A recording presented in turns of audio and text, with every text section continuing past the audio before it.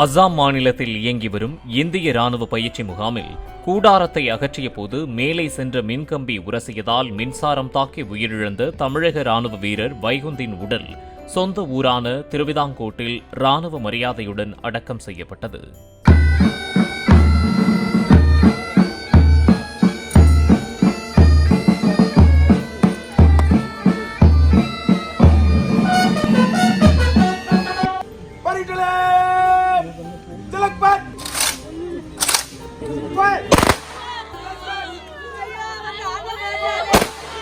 தனது காதல் திருமணத்தையும் தான் கட்டிவரும் புதிய வீட்டின் கிரகப் பிரவேசத்தையும் நவம்பர் 5ஆம் தேதி நடத்த வைகுந்த் திட்டமிட்டிருந்த நிலையில் உயிரிழந்தது உறவினர்களை சோகத்தில் ஆழ்த்தியுள்ளது.